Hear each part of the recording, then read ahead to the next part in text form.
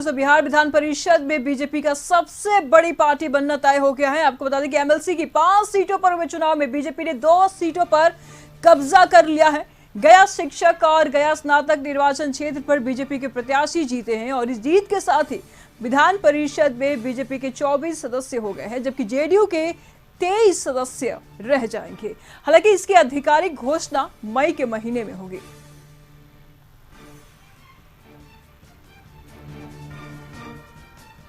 तो बिहार विधान परिषद में बीजेपी का सबसे बड़ी पार्टी बनना तय हो गया है।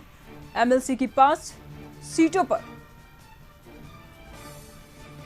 2 सीटों पे बीजेपी की जीत। एमएलसी की 5 सीटों पर हुए चुनाव में बीजेपी ने 2 सीटों पर कब्जा किया है। गया शिक्षक और गया स्नातक निर्वाचन क्षेत्र पर बीजेपी के प्रत्याशी जीते हैं और इस जीत के साथ ही विधान परिषद में बीजेपी के 24 सदस्य हो गए हैं, जबकि जेडीयू के 23 सदस्य रह जाएंगे। हालांकि इसकी आधिकारिक घोषणा अब मई के महीने में होगी।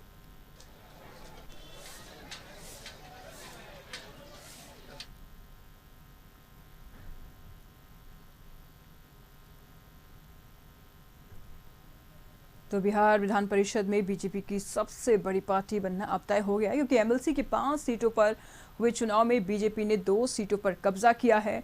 गया शिक्षक और गया स्नातक निर्वाचन क्षेत्र पर बीजेपी के प्रत्याशी जीते हैं और इस जीत के साथ ही विधान परिषद में बीजेपी के 24 सदस्य हो गए हैं, जबकि जेडीयू की अगर बात करें तो 23 सदस्य रह जाएंगे। हालांकि इसकी आधिकारिक घोषणा अब मई के महीने में होगी।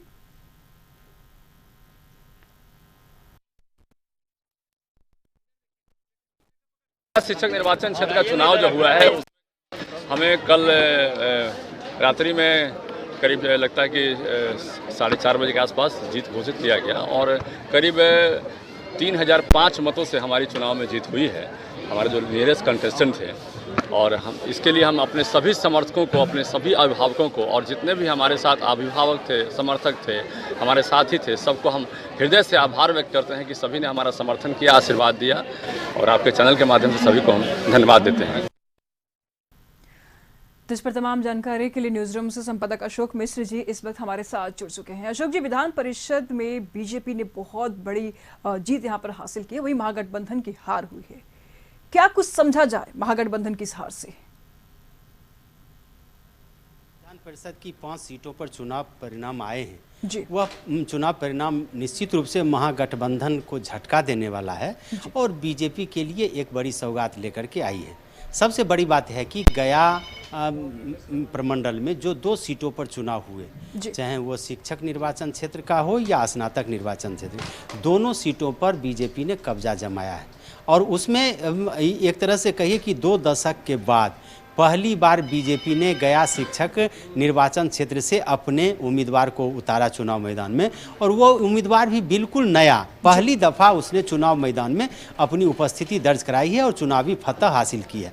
गया प्रमंडल में जो बिहार विधानसभा के चुनाव हुए थे 2020 में, उसमें गया प्रमंडल में महागठबंधन, उस समय जदयू हालांकि महागठबंधन में नहीं थी, लेकिन आरजेडी और कांग्रेस और वामपंथी दलों का वहां दबदबा रहा था और अधिकांश सीटों पर उन्होंने कब्जा किया था और जदयू की का खाता भी नहीं खुला था और केवल 2 सीटें बीजेपी ले गई थी। लेकिन विधान परिषद के चुनाव में जिस तरह से बीजेपी ने अपनी हैसियत का एहसास कराया है, निश्चित रूप से कह सकते हैं कि महागठबंधन के लिए एक बड़ा झटका है।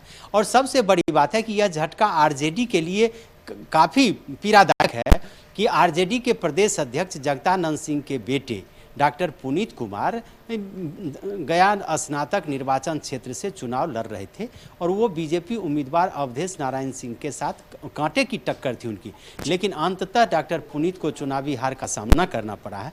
और वैसी परिस्थिति में जब आरजेडी की कमान अभी तेजस्वी के पास है और तेजस्वी प्रसाद यादव का दावा है कि बेरोजगारों को रोजगार देने के लिए हमारी सरकार कृत संकल्प है, यानी कि पढ़ाई लिखाई, सुनवाई, रोजगार, इन सारी बातों की चर्चा तेजस्वी प्रसाद यादव लगातार करते रहे, वैसी परिस्थिति में महागठबंधन और खास करके आरजेडी के उम्मीदवार की हार आरजेडी के लिए बहुत बड़ा झटका है। दूसरी बात है कि नीतीश कुमार ने अपने शासनकाल में सबसे ज़्यादा शिक्षकों की बहाली की है। लगभग यूँ कह सकते हैं कि 17 साल के कार्यकाल में 3 लाख से ज़्यादा शिक्षक की बहाली हुई है। उसमें से अधिकांश शिक्षक हाई स्कूल से आते हैं जो इस चुनाव में मतदाता होते हैं।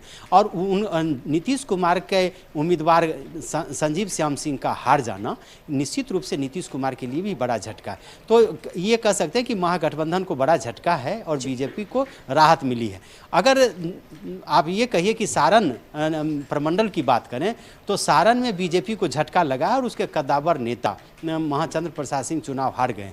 लेकिन उससे भी ज़्यादा बड़ा झटका आप कह सकते हैं महागठबंधन को लगा है, जब महागठबंधन के संयुक्त उम्मीदवार और पूर्व विधान परिषद के सदस्य केदारनाथ पांडे, जो माध्यमिक शिक्षक संघ के अध्यक्ष महासचिव हुआ करते थे, उनके बेटे आनंद पुष्कर का चुनाव में हार जाना और जनसुराज पार्टी समर्थित यानी प्रशांत किशोर की पार्टी के समर्थक उम्मीदवार अफाक अहमद का चुनाव जीतना महागठबंधन के लिए बहुत बड़ा झटका है। शायद, हालांकि मैंने बार बार कहा है कि इस चुनाव परिणाम से नीतीश सरकार की सेहत पर कोई फर्क पड़ने वाला नहीं है, इससे सरकार गिरने वाली नहीं है। लेकिन इतना जरूर कह सकते हैं कि अब उच्च सदन में मई में 7 मई के बाद उच्च सदन यानी कि बिहार विधान परिषद में जो 75 सदस्य हैसियत वाली है, उसमें सबसे ज़्यादा बीजेपी की सदस्य की संख्या रहेगी और 2 दर्जन यानी कि 24 सदस्य अब बीजेपी के होंगे, 23 सदस्य जदयू के रह जाएंगे, 14 सदस्य आरजेडी के रह जाएंगे, कांग्रेस के 3 सदस्य रह जाएंगे और सीपीआई की सदस्य संख्या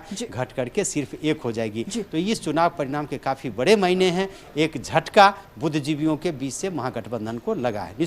शुक्रिया अशोक जी आपका इन तमाम जानकारियों के लिए।